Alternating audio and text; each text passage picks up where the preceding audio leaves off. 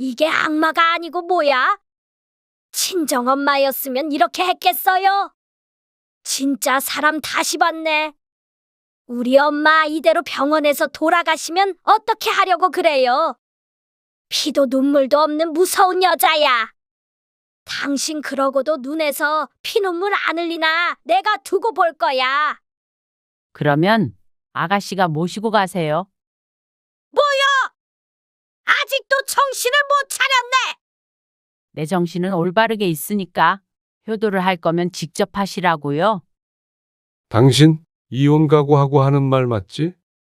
이혼 도장 찍을 준비해. 어쩌면 남편한테 이렇게 매정하냐?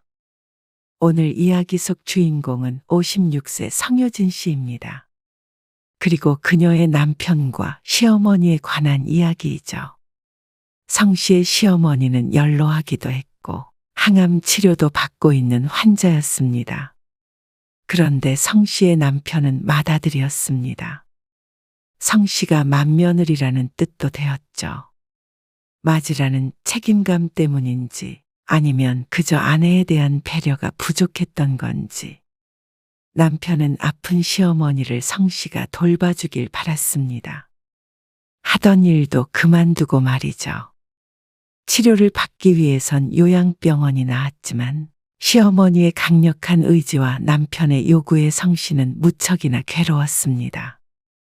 자식인 본인도 돌보지 못하는 어머니를 왜 며느리인 자신에게 책임지라는 것인지 몰랐습니다.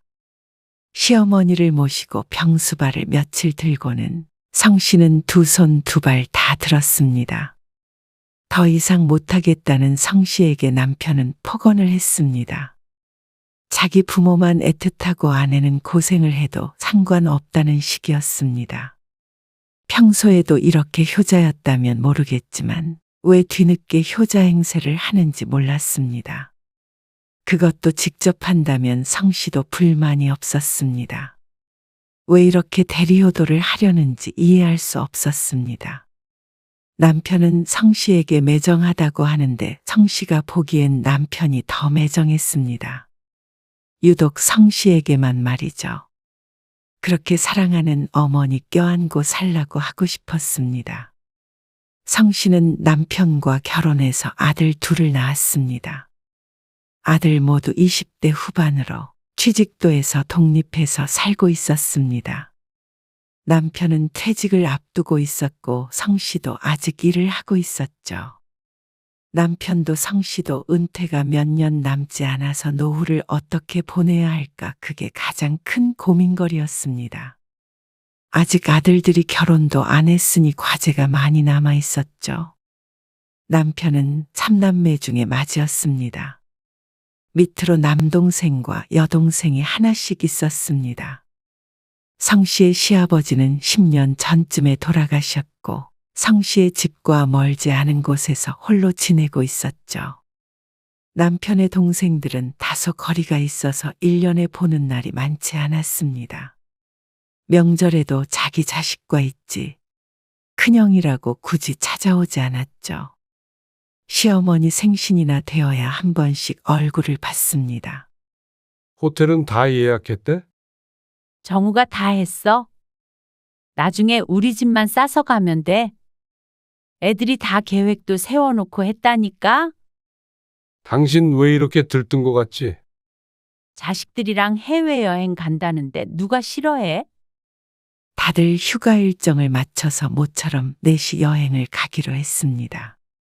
큰아들의 결혼 얘기도 오가고 있어서 앞으로 이렇게 여행을 갈 기회가 얼마나 있을지 몰랐습니다. 그러니 더욱 설레고 들떴죠. 그리고 여행을 일주일 앞둔 어느 날이었습니다. 뭐?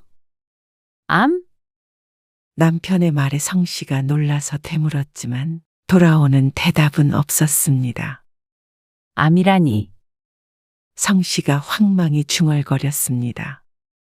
시어머니가 위암 사기 진단을 받았습니다. 조직검사 결과를 들으러 남편이 병원에 함께 다녀왔는데 얼굴이 흑빛이었습니다. 수술 날짜 잡았어? 아니, 수술 못한대. 왜? 수술을 왜 못해? 이미 80 중반인 시어머니는 수술을 받는 것이 의미가 없다고 했습니다. 오히려 더 위험할 수 있다고도 했죠. 그래서 항암 치료만 받기로 했다는 말을 했습니다. 그날 이후로 집이 초상집 분위기였습니다. 남편은 늘 동생들과 통화하느라 바빴습니다. 엄마, 여행은 취소할게요. 그래, 그래야지. 위약금 있지? 그건 엄마가 보내줄게. 아니에요. 저희가 낼게요. 넷이서 가기로 했던 여행은 당연스레 취소가 되었습니다. 남편도 그에 대해 언급조차 없는 걸 보니 정신이 없긴 한 모양이었습니다. 그리고 그날을 기점으로 성 씨의 생활도 크게 바뀌었습니다. 퇴근했어? 퇴근해서 집이야. 얼른 가봐. 어머니한테 전화 왔는데 불편하신가 봐. 알았어. 반찬 좀 챙기고. 성 씨가 근무 시간을 줄여 이제는 3시에 퇴근을 했습니다. 그리고 퇴근 후에는 일주일에 3번 시어머니 댁에 방문을 해서 반찬을 챙기고 청소도 하고 집안일을 도왔습니다. 항암 치료를 시작한 시어머니는 무척 힘겨워했습니다. 특히나 병원에 다녀오고 나서부터는 유독 심했습니다. 혼자서 음식을 하는 것도 힘들어하는 통에 누군가의 보살핌이 필요했죠. 시동생과 시누이는 멀리 살아서 왔다 갔다 할 거리가 되지 않았습니다. 비교적 근무 시간이 자유로운 성씨 밖에는 돌볼 사람이 없었습니다.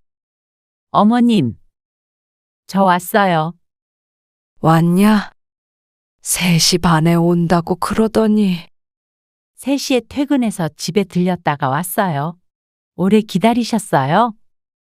그러면 진작 그렇게 말을 해야지. 왜 기다리게 만들어? 아범이 시간을 잘못 알았나 봐요. 아범 탓을 해?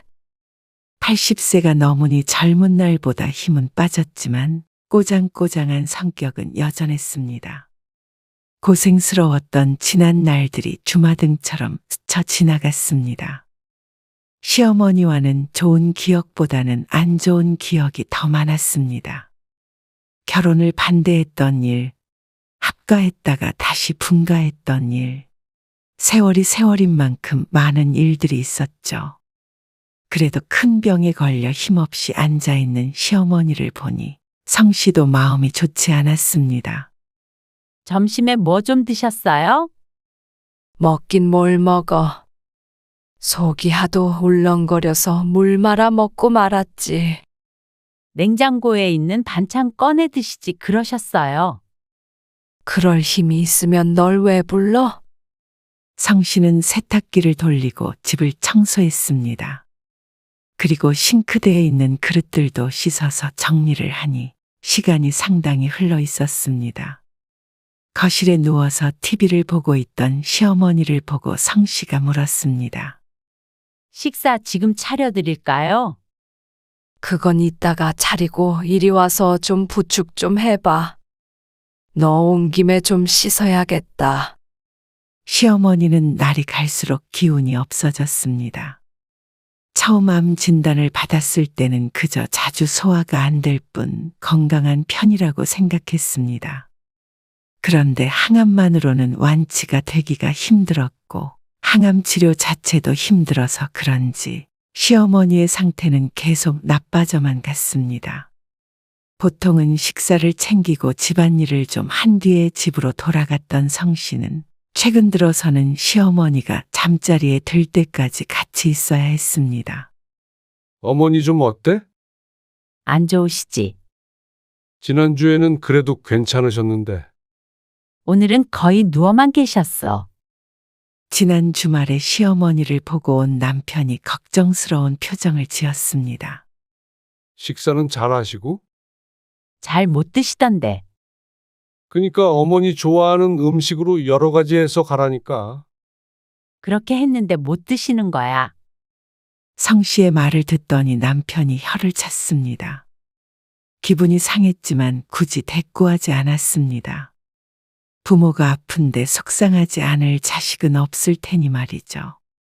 매번 왔다 갔다 하며 병수발을 드는 성씨에게 수고했단 말 한마디도 없었지만 그저 자신이 참자 생각했습니다. 그러다가 한 달 반쯤 지났을 때는 시어머니의 상태가 크게 안 좋아졌습니다. 엄마 보고 왔는데 저게 뭐요? 뭐가? 아니, 진작에 병원에 모시고 갔어야지. 치료하고 있어. 그게 아니라 요양병원 같은 데서 건강관리도 같이 해야 하는 거 아니냐고. 시동생이 주말에 올라와서 시어머니와 이틀간 같이 있다가 다시 내려가기 전에 성씨의 집에 들렀습니다. 긴히 상의할 것이 있다고 했는데 시어머니의 입원에 대해서 언급했습니다. 요양원에 보내자는 말이야. 그게 아니고 병원이요. 형님, 요양병원. 거기 가면 의사도 있고 간호사도 있고 아무튼간 치료도 받을 수 있잖아요. 안쓰러워 죽겠네. 시동생의 말을 들으니 남편도 생각이 많아지는 듯했습니다. 지난번에 성씨가 넌지시 얘기했을 때는 듣는 신용도 안 했는데 말이죠. 아무래도 동생까지 그렇게 말하니 그게 맞는 것 같다고 생각한 듯 했습니다. 내가 병원은 알아볼게요. 그래도 치료 제대로 할 수 있는 곳으로 가야지. 암 전문 요양병원도 요새 많다고 그러던데요. 그래. 그렇게 하자 그럼. 형수가 고생 많이 하셨네요. 고생은요? 식사 차려드린 거 밖에 없는데 뭘. 겸양의 말은 성씨만의 몫이었는데 남편이 생색을 냈습니다. 기막혀 하고 있었는데 시동생이 자리에서 일어났습니다. 근데 병원 알아볼 동안만이라도 좀 형님이 모시고 있어줘요. 아무래도 그래야겠지. 정우 엄마한테 일 좀 쉬라고 하고 어머니 도와드리라고 할게. 그러면 감사하죠. 당사자는 모르는 말이 타인 둘 사이에서 오갔습니다. 아무리 그래도 성씨도 직장 생활을 하는데 마음대로 쉴 수 있는 건 아니었습니다. 당연히 성씨가 그렇게 할 것이라고 생각하고 나누는 대화에 어이가 없었습니다. 어서 가봐. 시동생 앞에서 다툴 수도 없기에 시동생이 나가고 나서 남편에게 따졌습니다. 어머님 모시고 오겠다고? 아, 그럼 저대로 둬. 그러라는 게 아니고 적어도 나랑 상의는 했어야지. 나보고 일을 쉬고 어머님 돌보라며? 내가 못하니까 당신이 해야지. 남편이 당당하게 대꾸했습니다. 어처구니가 없었습니다. 성씨도 시어머니가 병원에 입원하기 전에 집에 모시는 것에 대해서는 힘들어도 반대할 생각은 없었습니다. 하지만 절차적으로 잘못된 것에 화가 났습니다. 이렇게 할까 저렇게 할까 상의하는 것도 아니고 마음대로 정하고 성씨는 따르라는 식이었습니다. 당연한 걸 따지느냐는 태도에 화가 났습니다. 그러니 남편은 성씨를 몹쓸 며느리 취급했죠. 바로 다음 날 성씨의 집에 시어머니가 오게 되었습니다. 그리고 성씨는 대단히 고단한 하루하루를 보내야 했습니다. 20년 전에 3년 정도 함께 살았던 적이 있었지만 결과는 좋지 않았습니다. 시어머니는 그게 성씨 탓이라고 했습니다. 성씨는 여전히 시어머니가 어려웠고 시어머니는 여전히 성씨를 하대했습니다. 그래도 성씨는 아픈 시어머니를 안쓰럽게 생각하자 싶었습니다.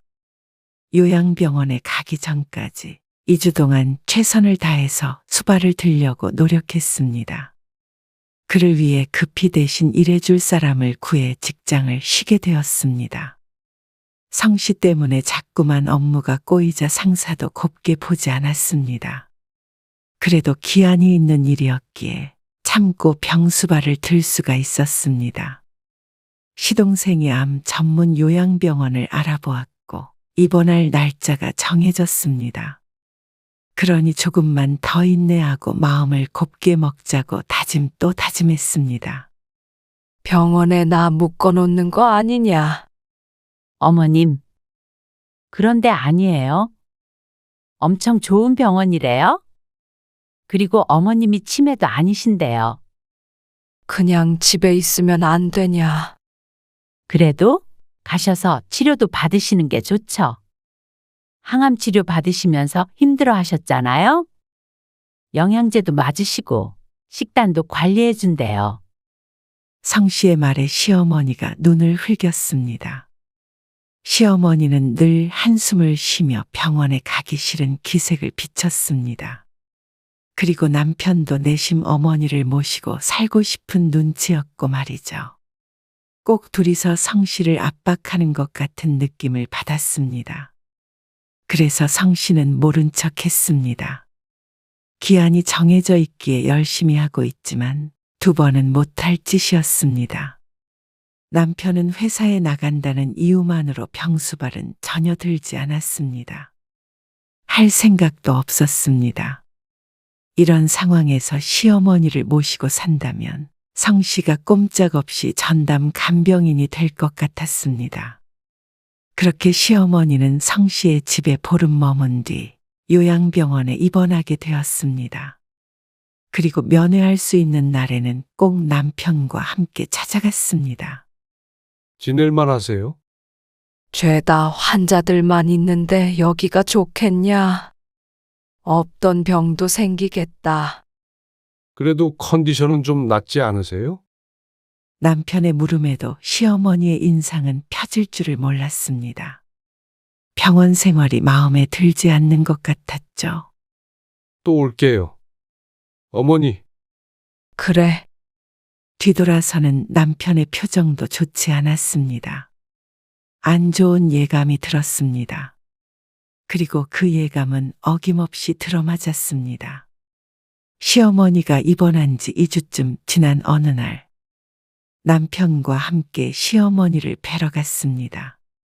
어머니, 왜 이렇게 살이 빠진 거예요?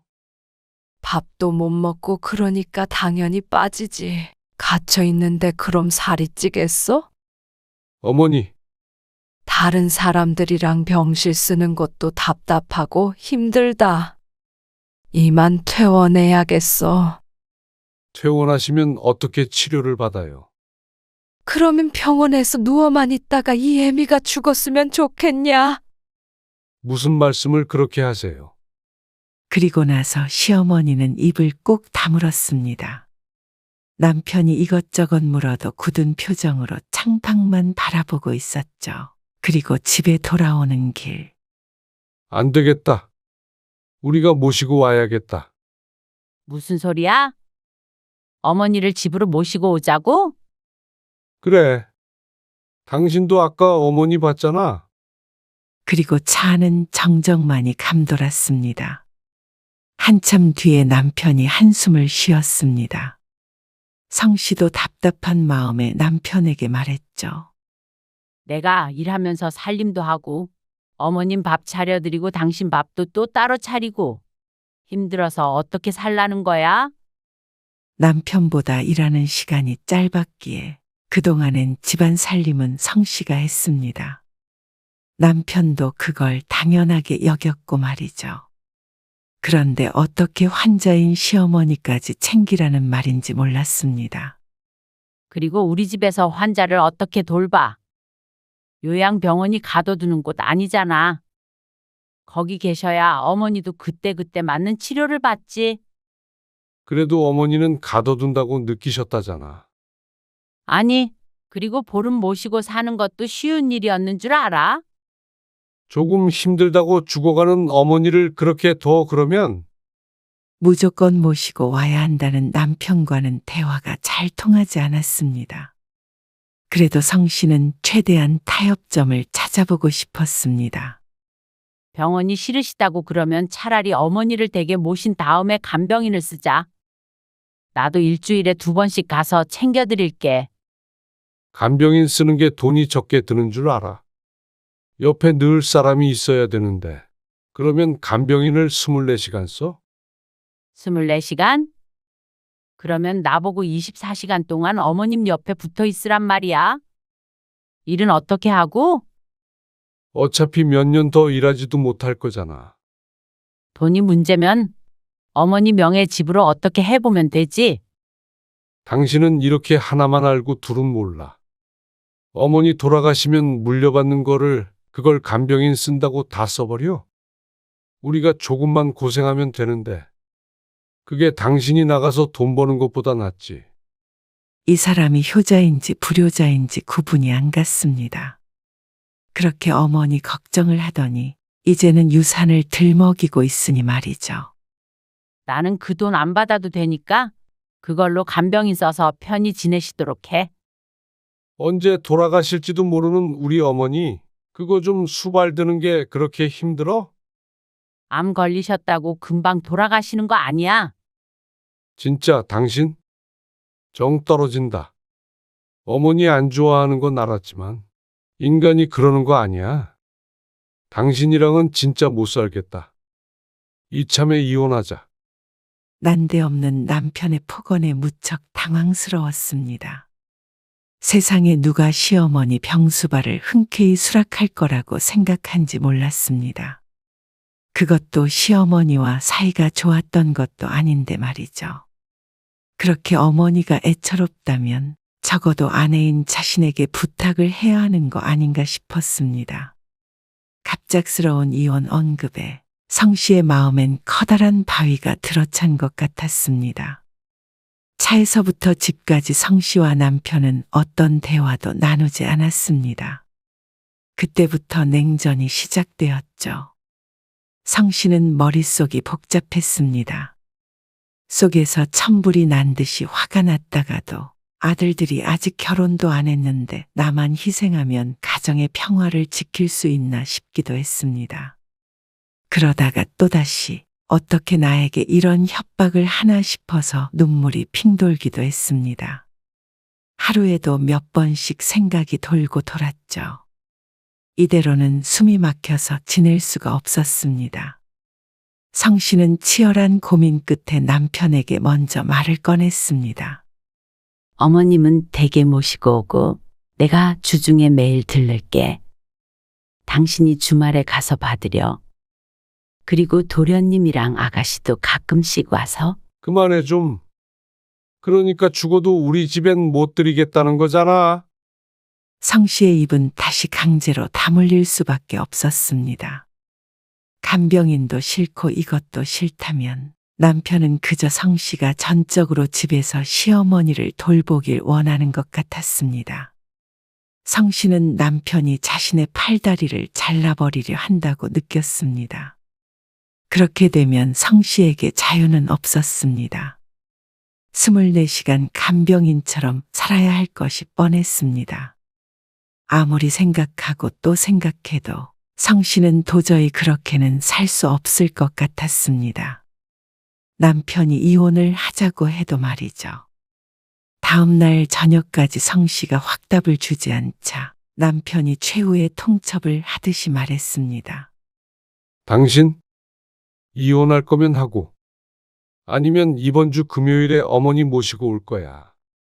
그렇게 알아도. 어이도 없었고 마음도 무너지듯 아팠습니다. 평생 가족밖에 모르고 산 대가가 이것인가 싶었습니다. 아들들은 지금 상황을 안다면 뭐라고 할지 몰랐습니다. 마음 같아서는 그래 이혼하자 해버리고 싶었습니다.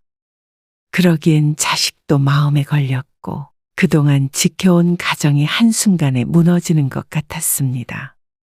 내 인생도 잘못될 것 같았습니다. 그러다 목요일 저녁이 되었습니다. 남편은 자꾸만 성 씨를 힐끔거렸습니다. 다음 날 어머니를 모셔올 거라고 눈치를 주는 것 같았습니다. 그런데 신우이가 갑작스럽게 찾아왔습니다. 그리고 성 씨에게 할 말 못할 말 가리지 않고 퍼부어댔습니다. 이게 악마가 아니고 뭐야? 친정엄마였으면 이렇게 했겠어요? 진짜 사람 다시 봤네. 우리 엄마 이대로 병원에서 돌아가시면 어떻게 하려고 그래요? 피도 눈물도 없는 무서운 여자야. 당신 그러고도 눈에서 피눈물 안 흘리나 내가 두고 볼 거야. 그러고도 한참을 세상이 끝난 것처럼 난리를 쳤습니다. 그러면 아가씨가 모시고 가세요. 아직도 정신을 못 차렸네.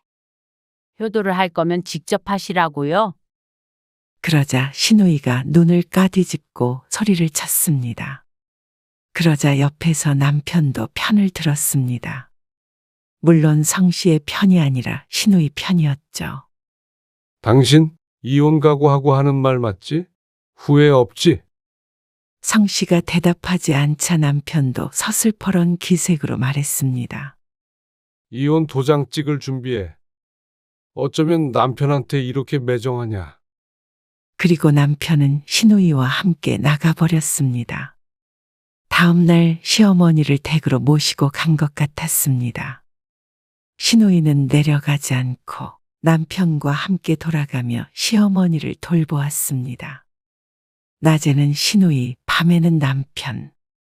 이렇게 역할 분담을 한 것 같았는데 새벽에 화장실도 혼자 못 가게 된 어머니이기에 시누이는 일주일도 채우지 못하고 도망가 버렸습니다. 말 그대로 주랭랑을 친 듯 보였습니다. 시어머니의 병수발을 들어본 사람이 없으니 알만했습니다. 그러니 남편은 당연한 수순으로 성씨에게 와서 말했습니다. 이만하면 나도 할 만큼 했잖아. 이제 집에서 어머니 모셔. 당신도 일 그만두고 좋지. 그렇게 좋으면 당신이 일 그만두고 해. 뭐? 참 어이가 없었습니다. 친자식 둘도 못 돌보는 환자를 어째서 며느리인 자신에게 떠맡기려는지 몰랐습니다. 힘들어서 못하겠다는 사람을 악마로 만들더니 이제 와서 또다시 찾아온 남편이 황당했습니다. 당신이 이혼 준비하라고 해서 다 해놨어. 준비를 했다니? 집은 따로 얻었고 짐도 대충 붙여놨어. 이 집은 정리해서 반씩 나누면 돼. 뭐라고? 바보처럼 계속해서 되묻는 남편에게 성씨가 또박또박 다시 한번 대답해 줬습니다. 이혼 준비 다 됐다고. 당신은 시어머니 댁에 들어가서 잘 모시고 살아. 재산 분할은 반씩하고. 비로소 남편의 얼굴에 당황한 기색이 비쳤습니다. 성씨가 이혼 협박에 못 이겨 자신의 요구를 받아줄 거라고 확신했던 모양이었습니다. 대단한 착각이었습니다. 아무리 효자여도 힘든 것이 병수발이었습니다.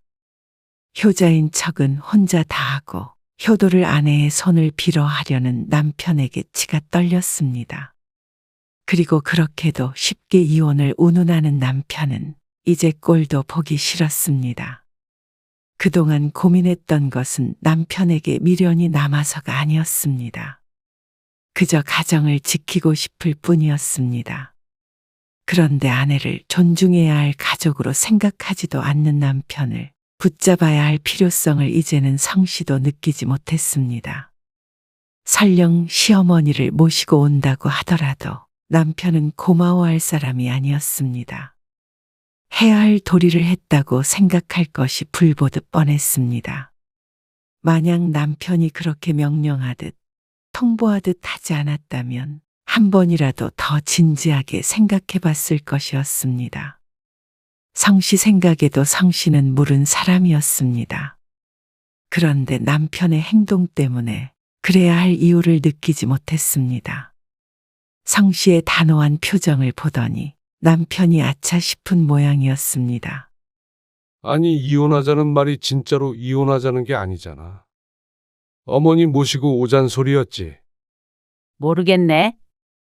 이혼하자고 하길래 그러자고 한 것뿐이야. 당신도 짐 빼. 부동산에는 내가 내놓을 테니까. 아, 여보. 이렇게 나가버리면 나중에 정우나 연우한테 뭐라고 말하려고 그래? 그저께 집 계약하기 전에 내가 애들한테는 말해놨어. 뭐? 그러니까 걔들이 뭐래? 우리 일인데 뭐라고 그러겠어?